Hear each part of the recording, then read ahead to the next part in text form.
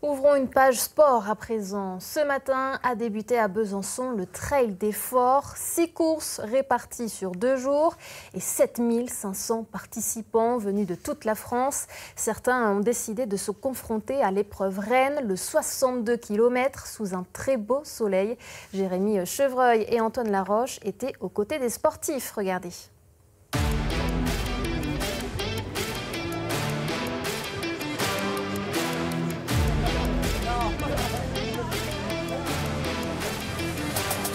Mon papa s'est inscrit pour me faire plaisir sur liste d'attente lundi et il a été appelé jeudi pour dire comme quoi il faisait partie de l'aventure avec moi.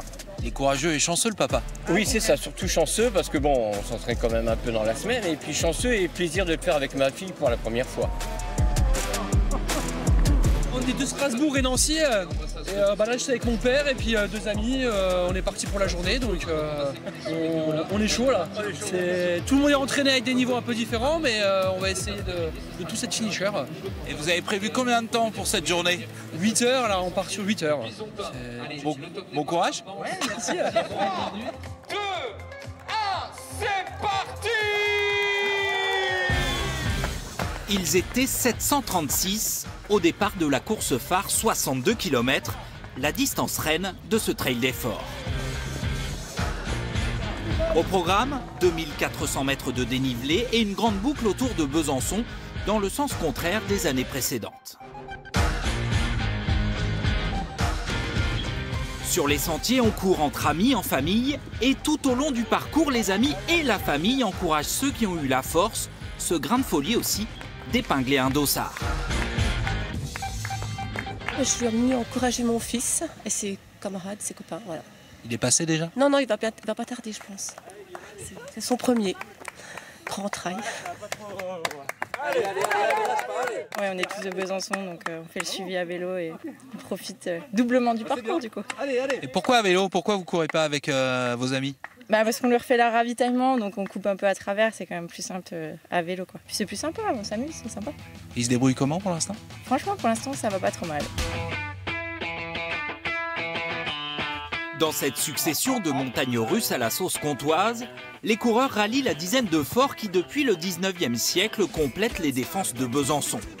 Les trailers ont même le privilège de traverser le fort de Puget, en partie souterrain. Ultime temps fort de ce trail des forts, la dernière ascension, celle de la citadelle, au milieu des touristes.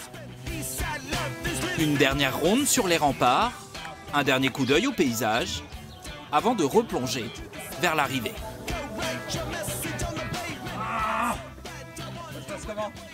Très dur pour la fin. Et ce parcours-là est plus difficile en même temps.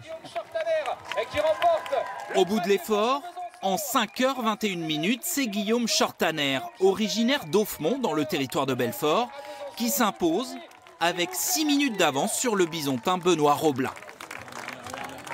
Il a tout donné, Benoît. J'avais fait 2 fois le Belfort Trail, j'étais à 55 bornes et là c'est la plus grande distance, 62. Franchement, j'en reviens pas. Ouais.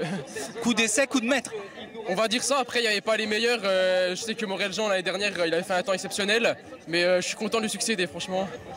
Chez les femmes, la course s'est résumée à un cavalier seul de Manon Boarcaillé. La Byzantine prépare la Hard Rock, 160 km au Colorado, l'un des ultra-trails les plus réputés au monde. Elle termine avec le 8e temps au scratch, toutes catégories confondues. Il y a quand même des gars qui courent vite, des filles qui sont pas si loin que ça, donc c'est cool parce qu'on voit la densité qui augmente et moi ça me booste à m'entraîner tous les jours et à être un peu plus professionnelle dans ma démarche. Après voilà, là les profils roulants comme ça, c'est pas mon truc. C'était presque court même pour vous. Ah oui, non, oui carrément, mais je peux pas dire que c'était court pour aujourd'hui. Hein. Pour beaucoup, ces 62 km furent au contraire particulièrement longs à couvrir. Après 10 heures de course, plus de 150 participants n'avaient toujours pas rallié l'arrivée.